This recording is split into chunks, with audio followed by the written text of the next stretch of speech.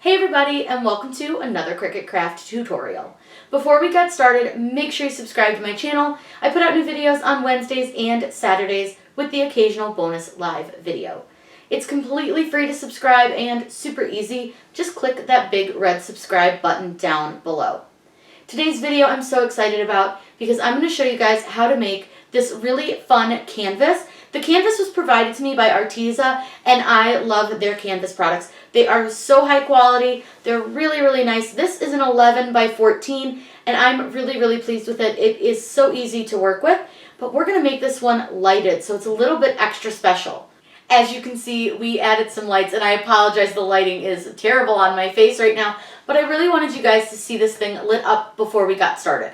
I used Caesar HTV in two different styles. I used the electric and holographic. I'm going to show you guys how to set up your machine to cut those two different styles of HTV, and then also how to press them onto your canvas, because it can be really hard to get good pressure with these, but I'm going to show you a trick to do that. This is a really fun canvas too because the lights do a couple of different settings, which is really fun. I got these off Amazon, and I'll link them down below, but they do some really cool things, and we'll go through all of the different ways that they work in a little while, but they're really, really fun, pretty inexpensive. They come in lots of different colors, and I cannot wait to show you guys how to make this canvas. So let's get started.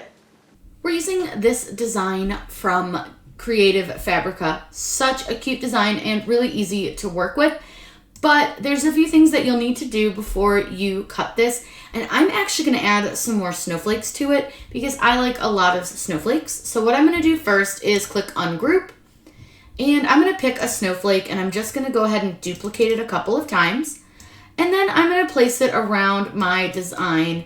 I'm going to turn them a little bit so they're not all exactly the same direction, and we'll just kind of place them around. You can add as many or as few as you would like to your design, but I think that's pretty good for now.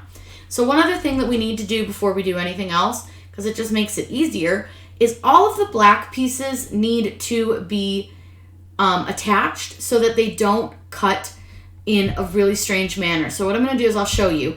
If you don't attach these, what's going to happen when you click Make It is you are going to get this jumbled up mess, and that's going to be a real pain in the tuchus to cut. So what I'm going to go ahead and do is hit cancel. And for this one, we're going to actually weld these less than attach because each of the letters was individual, and you don't want it to cut like that. You just want every word to cut all connected. So weld removes cut lines, and so we don't want any of those cut lines. So all I've done is hold Control on my keyboard and clicked each of the black items in our Layers tab. And then all I'm going to do is click Weld. Once you have the black welded, you can actually use this eyeball to hide the black parts and make sure you got everything. And then you want to do the same with your snowflakes. I personally prefer to just attach these guys because there's so many little small pieces, and I just want to make sure nothing accidentally gets a cut line removed from it. Go ahead and replace your black piece by clicking the eye again. And then what we're going to do is we are using the canvas from Arteza, and it is 11 by 14. But something to keep in mind is there is a frame around the inside, a wooden frame. And for the lighted canvas, I want to make sure that my decal is inside that wooden frame. So the lights are completely behind the decal, and none of the decal is kind of hidden by that frame. So what I'm going to go ahead and do is open up a shape, and I'm going to open up a square. And all I did was I measured the inside of my frame, so the back of it, to see how much of my canvas shows through, and it's about 9 by 12. So what I'm going to go ahead and do is unlock my square by using this little lock down here in the lower left-hand corner, and I'm going to go ahead and make this 9 inches wide and about 12 inches tall. I'm then going to right-click and send this to the back. That way we can size our design to fit our canvas. So what I want to do is select the entire design, which includes all the snowflakes and the wording, and I'm going to make it so that it fits onto our square in a way that I like. I actually think that's pretty perfect. So it looks like our decal is anywhere from about, let me go ahead and just select everything by holding Control again. So it's about 8.5 by 9.5. I'm going to go just a little bit bigger. I don't want to go too big because, again, I want to make sure that I can fit this whole decal within the part that's going to be lighted. So this is perfect, exactly what I want. I'm going to go ahead and remove this rectangle. We don't need that anymore. And now we can go ahead and click Make It. Now, we are cutting this on HTV, so that's something to really make sure that you are paying attention to when you cut this, because you need to mirror your images. You need to not only mirror your words, but also your snowflakes so that you make sure everything lines up properly. Once you've mirrored everything, go ahead and click Continue. It's going to connect to your machine, and you can cut this on your Maker, your Explorer. Easy to do. You can use HTV on any of the Cricut machines. So it may take a moment to connect. Sometimes it's a little bit slow, but that's okay. So we're cutting the two different types of materials. The Baby It's Cold Outside is going to be in the Caesar Electric, and then we have the holographic, which is the Snowflakes. I'm not sure why it's being kind of weird about that and was like not highlighting, but that's okay. So the Caesar Easy Weed Electric is cut on everyday iron-on. Real easy. You go ahead and cut that first, and I'm going to show you just so I don't have to pop back over here. When we go to switch out for our holographic, what you need to do is click where it says Base Material Set To, and you can change that material. You're going to cut the holographic on light cardstock with more pressure. I found that using the default pressure doesn't work as well for me, but always do test cuts, especially if you're using a new material to you or to your machine. It really does help save yourself on material. You can simply just cut a little 1-inch star, and that way you know that you have your cut settings correct. Now what we can do is go over to the machine and load our HTV and get everything cut and weeded.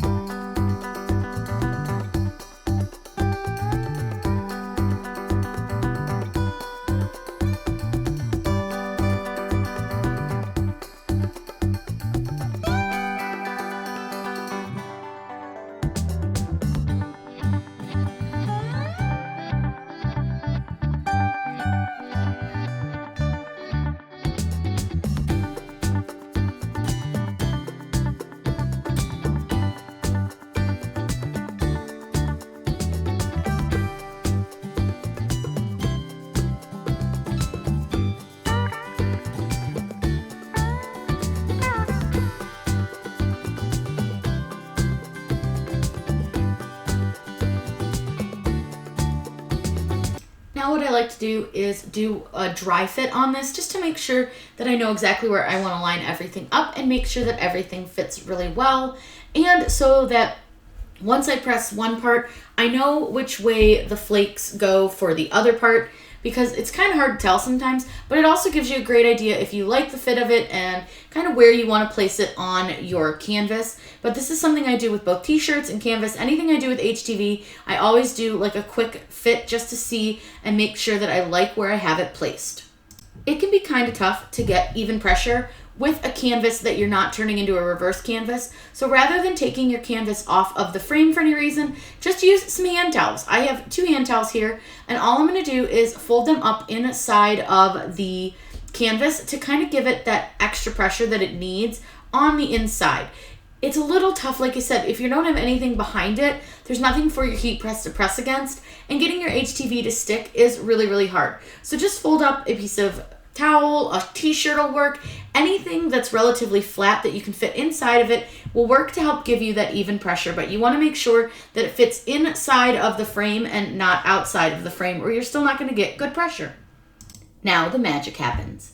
So what we're going to do is set our heat press to 305, and that is for the Caesar Easy Weed Electric, and you want to press that for just a couple seconds. I usually do about a 5 to 10 second press. Typically a little bit closer to that 5 second, because you just want to tack that first layer down. You don't want to over press it. The Caesar EasyWeed Electric is a warm peel, so you can peel the plastic off right away from that one.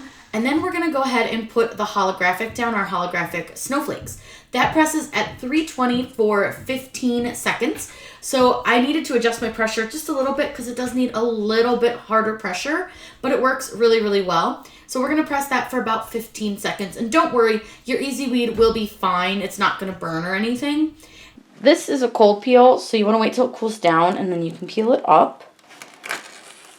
And simple as that, it is stuck. The front is all done, so now what we're gonna do is flip it over and put the lights on the back. Now we're gonna use some warm white fairy lights that come on this copper wiring. And this is a really fun way to do it, and then I don't have to poke holes in it, which is kind of ideal because I hate poking holes in canvas. I'm always afraid I'm gonna mess it up. So what I'm gonna do, and this copper wire is great because it literally like bends, which is great. I know it's kind of hard to see, but it does. It bends and moves. So what we're going to do is use some hot melt glue from our fancy schmancy glue gun, and we're going to use some tweezers from iVine. Everybody thinks of these as just weeding tools, but let me tell you, handy little buggers to have around when you're working with hot melt glue, because that way you don't burn your fingers. So what I'm going to do first is we're going to start up here in this upper corner, and I'm just going to take a dab of hot melt glue. You don't need a ton. I usually use a little bit more than I normally would when I start these out because you want to make sure like the beginning is held down really well, but you don't need a lot. And we're just going to kind of reposition that a little bit. I didn't like where it was sitting. It was sitting up a little bit. So what I'm going to do is just go ahead and kind of put a little bit of glue on top of that, and it's totally fine. And don't worry if you get glue on your tweezers. It's bound to happen. Best part is it peels right off. So I'm going to let this dry up a little bit, and once this one is dry, it'll hold itself down. Now I will say, if you're using kind of cheap glue like I'm using, you're gonna get the little glue strings, and they are really annoying, but it's fine. So now once this is dry enough that you can really move it, you can kind of manipulate your string to go, or your wire I should say, to go kind of wherever you want it to. And I try not to glue directly on to the light. So that's something to keep in mind when you're doing this. Don't glue directly on the light, glue on the wire. And what I'll do is once I kind of start moving around a little bit more, I can glue down on just the wire, just put a glue dab on top of that, and then it should hold just fine. And I'll usually do 2 or 3 glue dabs, and then I'll just sort of let that dry before I do anything else, because you want to make sure that that's going to hold down. And once that's dry, all you're going to do is just kind of crisscross your strands of lights all over your canvas. There's no right or wrong way to put these down. Do however you like. You can have them as clustered as you like or as far apart as you like. There's just absolutely no wrong way to do this. I like to kind of do it in a pattern like a wave. That way it kind of covers the whole canvas, but it'll also depend on how many lights you have and how bright you really want your lights to be. So that's something to keep in mind as well. So just kind of play with it, figure out what you like and what works best for you. So I'm going to use my tweezers here because this wire doesn't want to stay all the way down. So I'm just going to go ahead and hold it down with my tweezers while the glue dries. So I'm going to go ahead and speed this up. That way you guys don't have to watch me put this all over the canvas. And when we're done, I'm going to show you what it looks like. I'll also show you guys how to hide the battery pack. And the best part is these ones are remote controlled, so you don't have to have the battery pack out where you can reach it.